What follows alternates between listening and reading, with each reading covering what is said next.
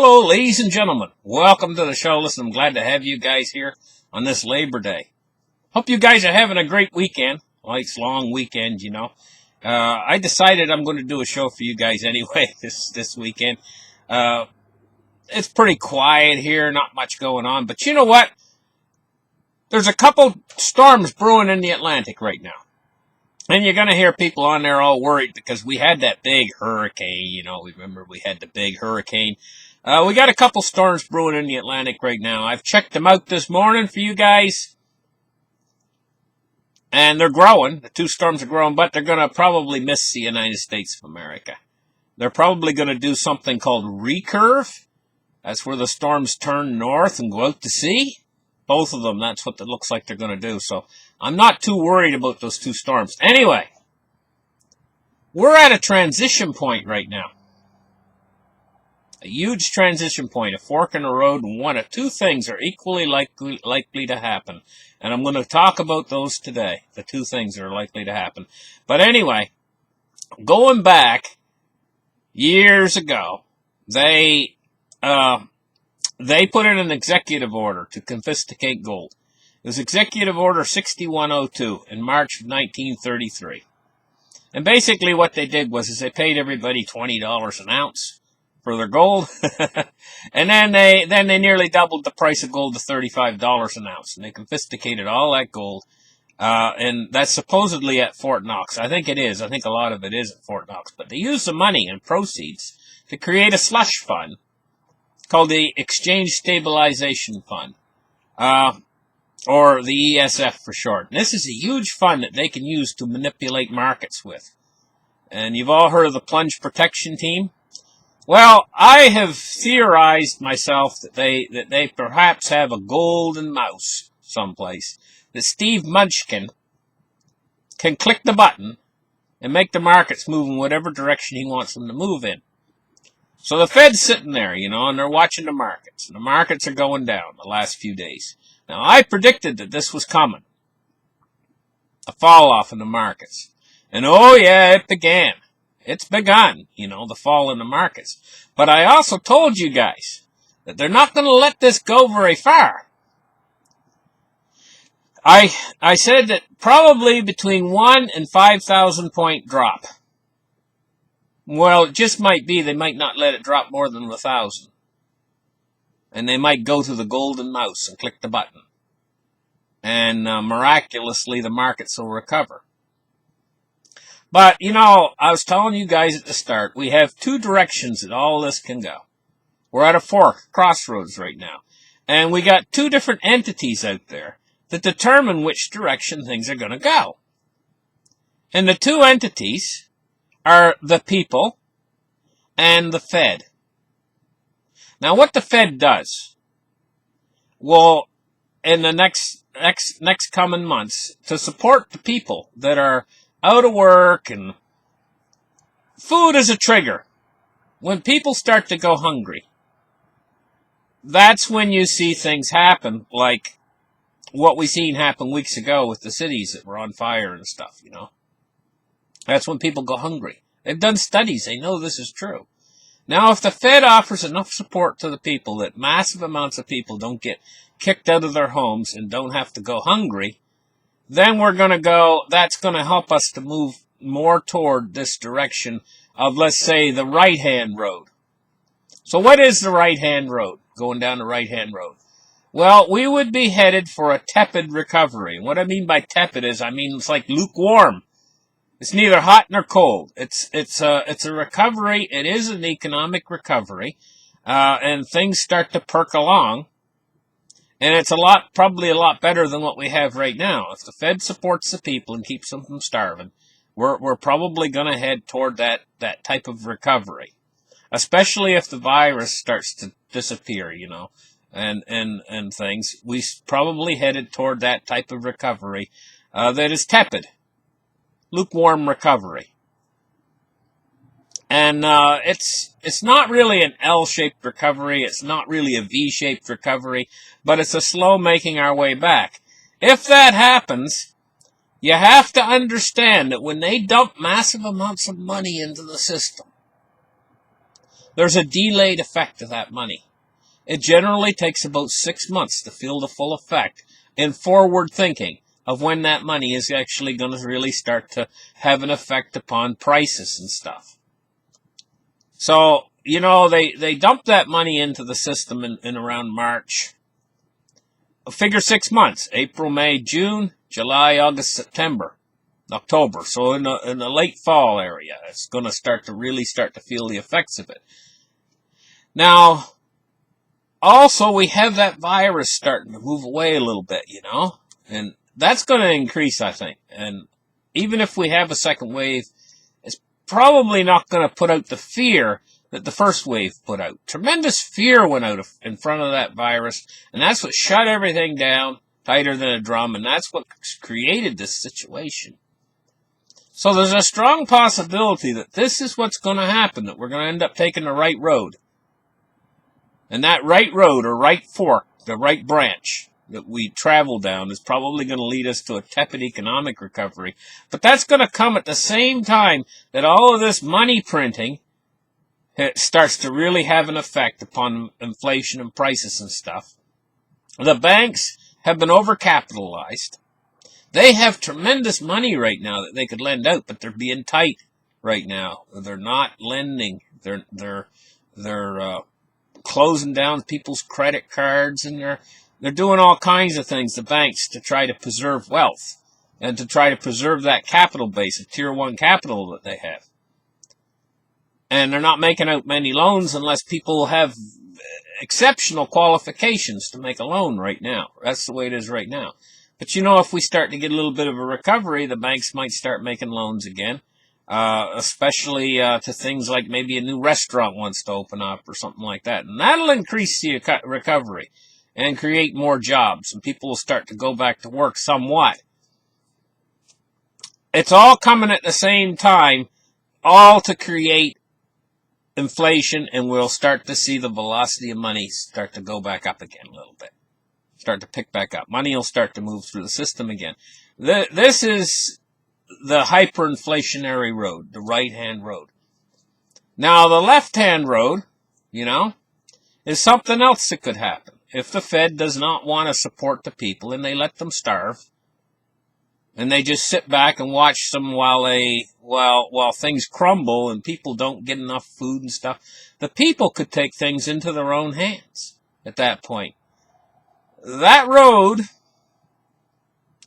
there is a less possibility that we're going to travel that road. But that road is far more destructive, and it'll require, in the end, it will force the government's hand to support the people. Probably they'll move to something like a UBI type system where they can support these people that are starving. But this is more moving toward the area of modern monetary theory. Either way, the outlook's not good, because even if we take that right road, which is, I think, the most likely possibility, and we have a tepid recovery, it's going to start leading us toward inflation, and an awful lot of people, savers especially and everything, once we start to hit that inflation, and it becomes noticeable, an effect will occur. And that effect is, people are not stupid. They realize that the value of the dollar is falling, and falling really fast. People will start to pull their savings out and things like that and invest in things like silver or gold, and not just a very small minority of the people like are doing it now.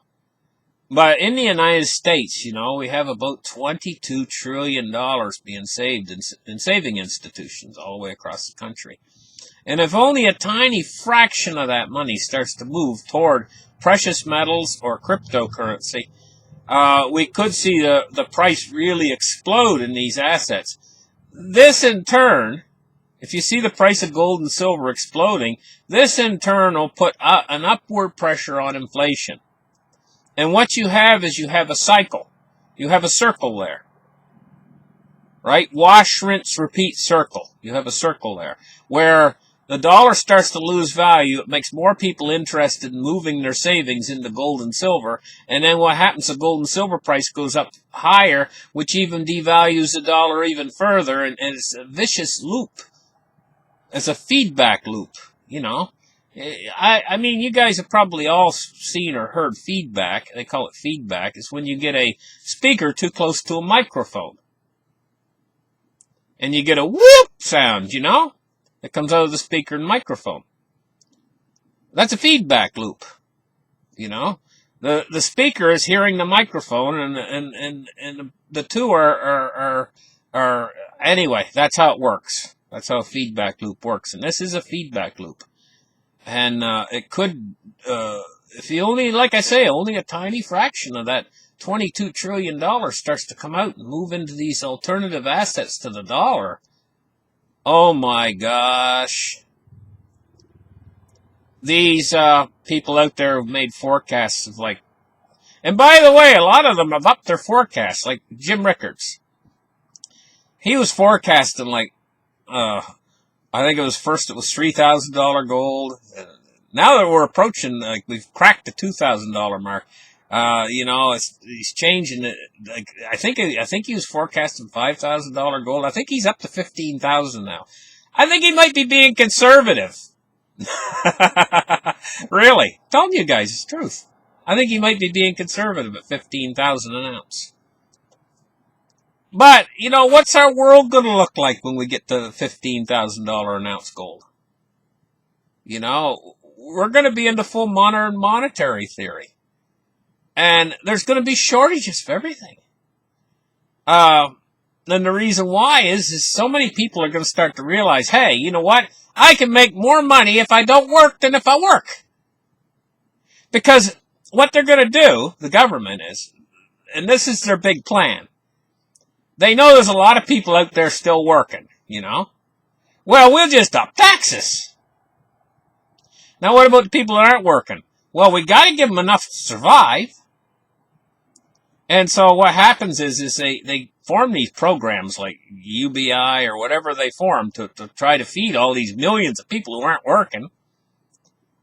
And they're going to tax the hell the people that are working. So they're going to actually, in the end, be making a lot less money. And they're going to look over at the people who aren't working, and they got way less problems.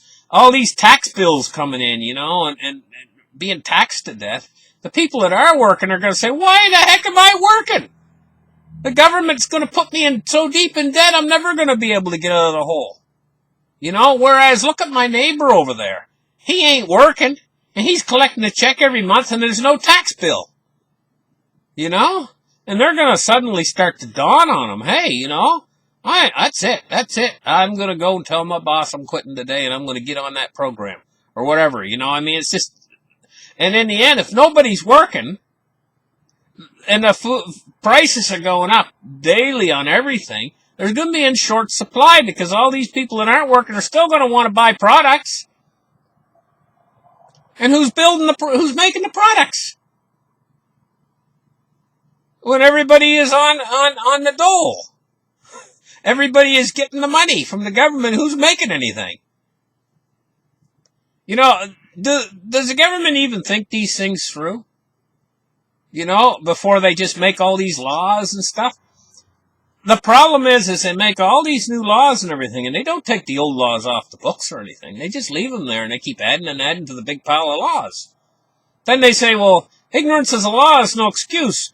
Well, I mean, to even go through a tenth of their laws, I'd have to read a law book bigger than the Bible. Thicker, I mean, you know, it's just ridiculous, the amount of laws they got. So, of course, I'm going to be ignorant to a lot of their laws. And ultimately, where does all this lead? Well, you know, we have to have less laws. We have to have less government. We have to trim everything back, and we have to have a vibrant middle class, which they are right now destroying wholesale.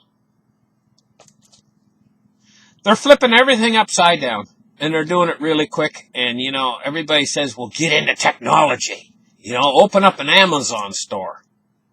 Well, believe me, by the time you even hear the words to get into technology, 10,000 people in your neighborhood have already had the same idea, and they're working on it ahead of you. You know, and that's all going to fail, because ultimately, I mean, how far can you go? How many Amazon sellers can you get out there? I mean, it's just, the whole thing is just kind of exploding, and it's just, everything's starting to work its way toward falling apart. The whole structure is starting to fall apart. Now, I don't know what the end of all this is. I don't know what the end game is. And I don't exactly know how it's all going to play out, because there's so many different variables here. You know, kind of like if you, that's how they sell you lottery tickets. You know, they have so many different variables. I mean, you buy a lottery ticket. If it was just 1 to 9 was the numbers you had to pick. Well, let's see, I'll pick number 8. I mean, that wouldn't work, because there's not enough variables. They have to add so many variables to it to make it such an expansively big number, so that if you hit that number correctly, you win the lottery. You know? That's the way with this. There's becoming so many number of variables here, different little things that could, and nuances that could happen that could affect the outcome of this situation that we're in. But I don't see any way out of this situation. In other words, what I'm saying is, I don't really see any way out of this situation without an exceptional amount of pain. And some of the scenarios are completely destructive. Some of the scenarios would see us escaping with less pain, you know. But right now, we're at that transition period. Thank you guys for listening. Like and subscribe. And we'll catch you guys in the next show. Bye-bye.